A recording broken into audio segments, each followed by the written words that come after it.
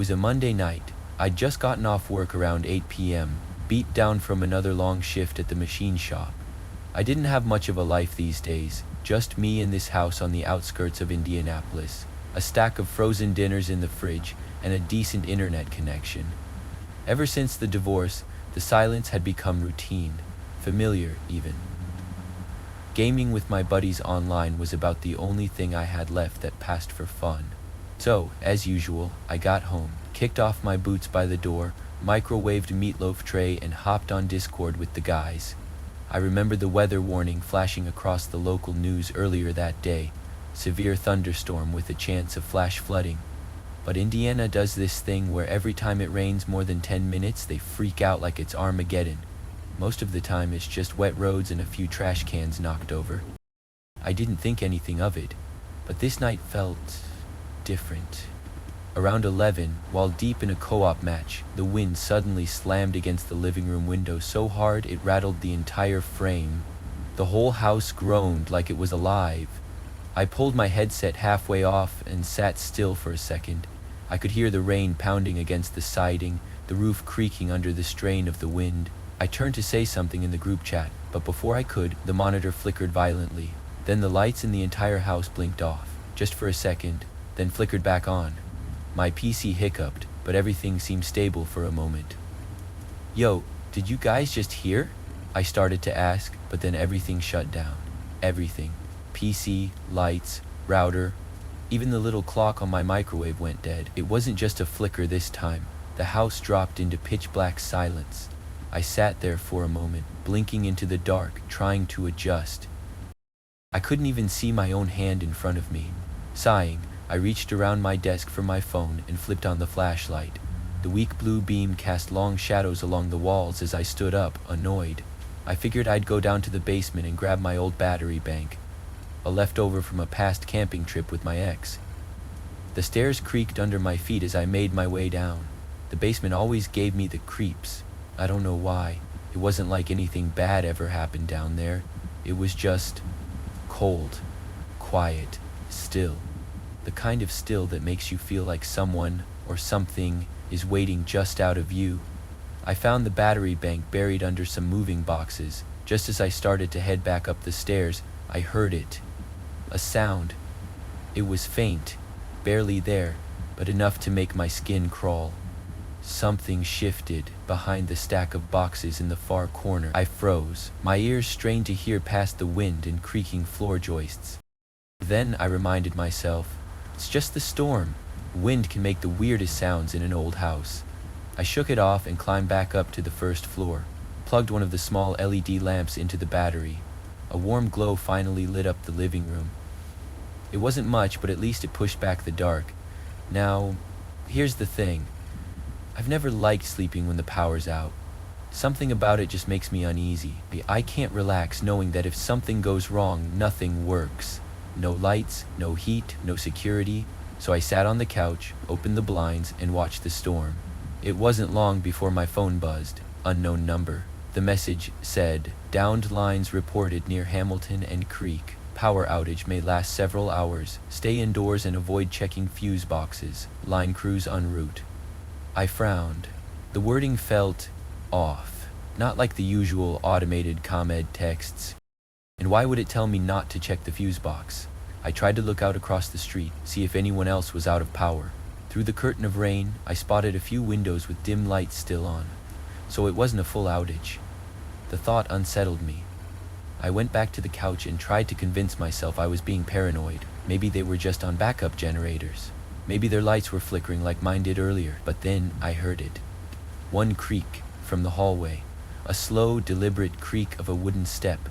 I turned my head sharply toward the noise, the flashlight beam cut through the dark as I moved cautiously down the hall.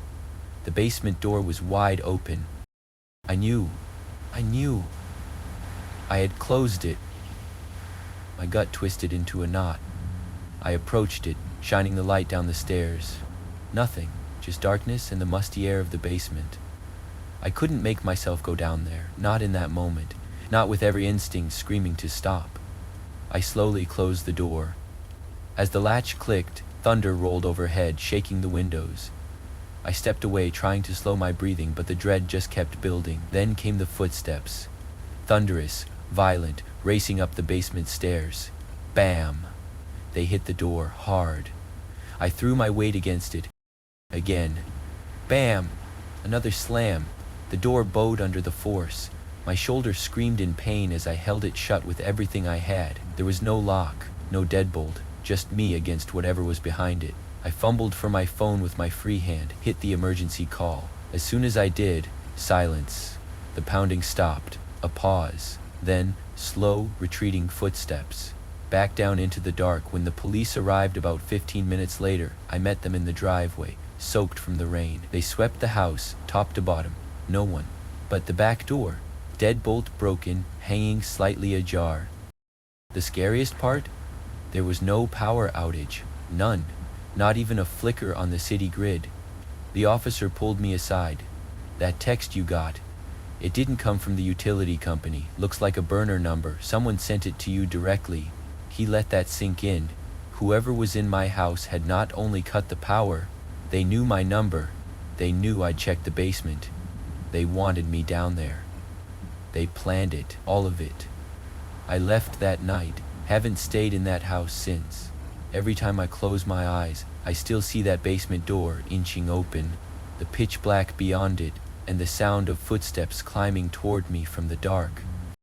After the night of the blackout, I couldn't shake the feeling that someone had been watching me long before they ever stepped foot in my house. The cops didn't find much. No fingerprints, no footprints. Just the open back door and the knowledge that someone had gone through the trouble of learning where I lived, how I lived, and even had my number. I couldn't sleep for a few days after that. Every creak in the house made me freeze. Every car that passed by after dark made me glance through the blinds. So when my buddy Ryan asked me if I wanted to join him and Ben on a camping trip, I said yes without thinking. Maybe getting out of the house, out of the city, would help me clear my head. I needed to be somewhere far, where I didn't have to wonder if the shadows in my basement had eyes. Ben had found this trail up in Oregon, way off the beaten path. A place where you had to hike 4 hours just to reach a flat patch of grass with a view. It sounded like just the kind of quiet I was desperate for. We met up at Ryan's place, loaded up our gear, and drove out early Saturday morning. The first leg of the hike was fine, if a little rough. The trail hadn't been maintained in what looked like years. Branches clawed at our jackets, and parts of the dirt path had been washed out by weather and time. Still, by the time we reached the campsite mid-afternoon, we were in good spirits. The spot was beautiful, sitting on a hill with a perfect overlook of the endless pine forest stretching out below. There was no one else in sight, no signs of other campers, no sounds except the rustling of leaves in the wind. As Ben and Ryan unpacked the tents, I stood at the edge of the overlook and took it in. I hadn't felt that kind of peace in a while, but then I saw something move below. It was subtle, just a flash of dark shapes between the trees. At first, I thought it was animals, maybe deer or something, but then I caught clearer glimpses. Shoulders, heads, arms, people, maybe 4 or 5 of them. They were walking slowly, spread out but moving in the same direction through the trees. I called out to Ryan, but by the time he joined me, they were gone. He squinted, scanning the woods, but there was nothing but trees and fading light. "You sure it wasn't just shadows?" he asked. "Maybe," I said, but I didn't believe it. The rest of the day passed quietly. We built a fire, grilled a few foil-wrapped hot dogs, and joked about how this trip made us real outdoorsmen now. I tried to let go of the paranoia and just be present, but something inside me was still wound tight. It wasn't until hours later, when the fire had dimmed and the stars were fully out, that we heard it. Faint voices. We all froze. At first I thought it was just the wind, but then I caught distinct patterns. Speech. Multiple voices, low and hushed, like a group of people talking just far enough away that you couldn't make out what they were saying. We stood there, listening. The voices didn't come closer. They didn't fade away, they just stayed. Out there, in the dark. Eventually Ryan said, "Maybe it's other campers?" But Ben was already shaking his head. No tents, no fires. We would have seen them. Then the voices stopped, instantly. No fading. Just silence. That was somehow worse. The three of us just stood there, tense. Then we heard footsteps. One set, getting closer, and then he appeared. A man stepped out of the darkness and into the edge of our firelight. He was tall, wiry, wearing a red baseball cap and a long black coat.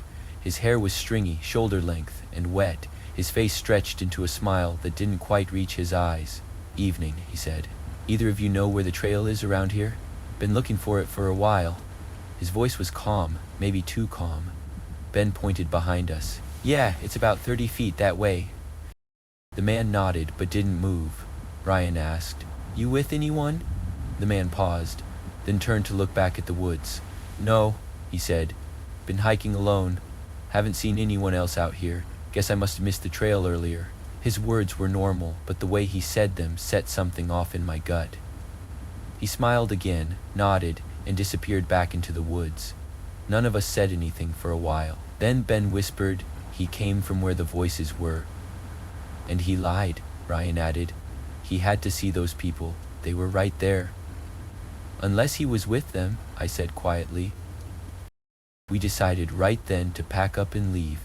It didn't feel right staying another minute. As we doused the fire and strapped on our backpacks, the forest felt colder, still. I couldn't shake the feeling that we were being watched. Just as I slung my pack over my shoulder, I heard it, a single footstep behind me, leaves crunching. I turned fast, flashlight in hand, and flicked it on. There, standing not 20 feet away, was the same man, red hat, blank stare, no smile this time, just staring. "Go," I said. "Run." We bolted. The trail was narrow and dark, and the trees seemed to close in around us as we ran. Behind us, I could hear more footsteps, multiple footsteps, running, chasing, some from behind, others crashing through the underbrush to the side. I didn't look back, I just ran. Eventually the sounds began to fade, and we didn't stop until we could see the glint of Ben's car parked at the trailhead. We piled in and slammed the doors shut. Nobody spoke the entire drive back. Even now, I don't know who those people were or why they were out there, or if they're still out there, waiting for the next group to come along and set up camp just a little too far off the map. I thought escaping the house would give me peace. Instead, I found something else in those woods, something that watches, something that waits. And now, every time I close my eyes, I see that man's face, that empty stare, that red cap, standing in the dark, just outside the reach of the fire. Not smiling anymore, just watching. I thought nothing could shake me more than what happened in the woods. After that night, I told Ben and Ryan I needed time to myself. I drove back to Indiana in silence, taking the long route, barely stopping for anything. There's something about being watched that doesn't fade quickly. It lingers, clings to your skin like cold fog. I'd hoped the further I drove, the more that feeling would lift. It didn't. It just rode with me, quiet and patient, like it knew where I was going. A few days later, I got a call from my younger cousin Ethan. Said he'd be driving home to New Mexico for spring break and wanted to stop by my place along the way. I told him to swing by if he wanted to. Might be good to see family, get my mind off things. He never showed up. Not even a text. I figured maybe he changed his route or decided to drive through. He'd done that before, but it wasn't until I got a call from my aunt asking if Ethan had made it safely that something in me froze. I told her I hadn't heard from him in 2 days. She sounded worried. Told me he wasn't answering his phone. That's when I started making calls. A few days later he called me, just once. His voice was shaky, paranoid, like someone standing too close to a cliff edge. Said he was fine, but he wasn't coming back through Indiana. Then he hung up. No details, no explanation. Just gone. Later, when he was ready, he told me what happened. This is his story, just like he told it to me. He'd left school in Utah early that Tuesday morning, around 6 a.m., planning to break up the 2-day drive with a cheap motel stay somewhere along I-40. He was making great time, cruising through the wide, flat desert roads with music blasting and the spring sun baking through the windows.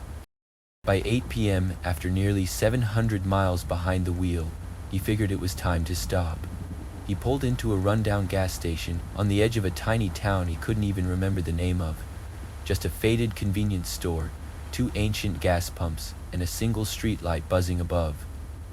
He checked his phone, searched for the nearest motel, and found one just a mile or two behind the station, away from the highway. The road to the motel was dark, no other cars, just long, cracked pavement winding past empty lots and a few boarded-up buildings. Eventually, the motel appeared out of the dark like something out of a dream you're not sure is good or bad. One story, pale yellow walls, sign flickering above the office, rooms available. The parking lot was empty. He grabbed his duffel, walked in. The lobby was quiet, dim. Dust floated in the warm, stale air. No music, no TV, just silence. After a minute, a middle-aged woman with tired eyes and stringy hair came out from the back. She looked surprised to see him, but polite. He paid in cash. She handed him a key, an actual physical key, and pointed down the hall. "Room 6, she said. "Last door on the left." The hallway was long, with peeling wallpaper and lights that barely glowed. He reached his room, unlocked it, and stepped inside. Small bed, a dusty armchair, a tiny old TV with a built-in VCR. He didn't unpack, just collapsed into the chair and scrolled through his phone. Eventually, he dozed off. He woke to a loud knock, not once. Bang, bang, bang. He sat upright, heart racing, checking the clock. It was 11 p.m. He got up, opened the door, nothing. Hall was empty. Still. He looked both ways, stood there for a full minute. Nothing moved. The only sound was the hum of the hallway light. He shook his head, went back inside, figured maybe it was a prank, or maybe he was just hearing things after such a long drive. He showered, brushed his teeth, and set his alarm for 8 a.m. Sleep came slowly, but sometime after midnight it happened again. Bang, bang, bang. Louder this time, more urgent. He jumped out of bed, rushed to the door, yanked it open. No one. The hallway looked exactly the same. Dead. He stormed down to the front desk, barefoot shirt half on. The same woman was behind the counter, reading a magazine. She looked up, startled. He told her someone kept knocking on his door. She frowned, said no one else was checked in. "You're the only one here tonight," she said, "just you." He stared at her. She wasn't joking. That unsettled him more than the knocking. He muttered something, turned around, and walked back to his room. But something itched at the back of his mind. The air in the hallway felt thicker. He locked the door, latched the chain, jammed a chair under the knob, just in case. Then he climbed into bed, heart still pounding. After lying there in the dark for what felt like forever, he decided to distract himself. Reached for his phone, but when he lit up the screen, he froze. The glow of the phone illuminated just enough of the room to show him what he hadn't seen before. In the corner, right by the window, a man, standing, motionless, watching. Ethan screamed, stumbled back, hit the floor. The man didn't move, just stood there, silhouetted by the weak light, eyes locked on him. He scrambled up, yanked the chair from the door, undid the locks, and flung it open. He sprinted down the hallway barefoot, shouting. The woman at the front desk gasped when she saw him. Then her eyes widened, because the man was right behind him, running. She reached for the phone and called 911 as Ethan burst into the lobby. Then the man, without a word, turned and ran. Right back out into the night. No car, no sound, just gone. When the police showed up, they checked the place. Found no sign of forced entry. The security camera at the front captured the man leaving, but nothing showed him entering. Not earlier, not ever. Only Ethan's arrival. Only Ethan's voice. Only Ethan's fear. The officer stayed with him as he packed. No one questioned why he left in the middle of the night. There was no "we'll give you a refund," no apologies, just silence. He didn't drive straight home. He kept driving until the desert sun rose over the horizon, until there were cars again, people, movement, light. He told me all this over the phone a week later. Said he still couldn't sleep without checking the corners of every room, that he still saw that man sometimes, in dreams, in reflections, in moments where the room got a little too quiet. I asked if he thought it was all connected, the blackout, the woods, the motel. He paused for a long time before answering. "I don't know," he said, "but I think whatever it is, it's still watching." There's something deeply unsettling about danger hiding in the everyday. A familiar basement, a quiet trail in the woods, a cheap roadside motel. None of these are places we expect evil to follow us. But if there's one thing these three stories have in common, it's this. The scariest threats aren't always the loudest or the bloodiest. They're the ones that blend into the shadows of ordinary life, waiting for us to let our guard down. Mark's story reminds us that home doesn't always mean safety. Sometimes, the walls we trust to protect us can't keep out the dangers that know how to manipulate technology and understand our habits. If you live alone, stay vigilant. Be cautious with your digital footprint. And never ignore that gut feeling when something feels off. Because often, it's your last warning. Ben and Ryan's experience in the forest teaches us that isolation, while peaceful, can be deceiving. Nature isn't what's dangerous, it's what follows you into it. Whether you're hiking, camping, or just seeking quiet, always tell someone where you're going. Bring more than just gear. Bring awareness. There are things in the wild that don't want to be seen, and some of them walk on two legs. And then there's Ethan. A road trip, a night of rest, a cheap motel, all perfectly innocent, until they aren't. His story shows us that vulnerability doesn't always look like fear. Sometimes it's just being alone in the wrong place at the wrong time. If you're ever traveling solo, especially through unfamiliar places, keep someone informed of your location. Trust your instincts when something feels wrong, and always check your surroundings, because by the time you see the threat, it might already be too late. Each of these stories speaks to something more than just horror. They speak to caution, awareness, and the invisible line between safety and terror. In a world that often rewards us for being trusting or carefree, these stories are reminders that sometimes a little paranoia might save your life. From all of us here at Enigma of the Unknown, thank you for listening. Your support means more than we can say. Whether you're here to be entertained, to be spooked, or to feel a little less alone while hearing real horrors in ordinary places, we're grateful you're a part of this growing community. Remember, the unknown is always out there. Sometimes it knocks, sometimes it watches, and sometimes it waits. Stay aware, stay safe, and as always, thanks for joining us in the dark.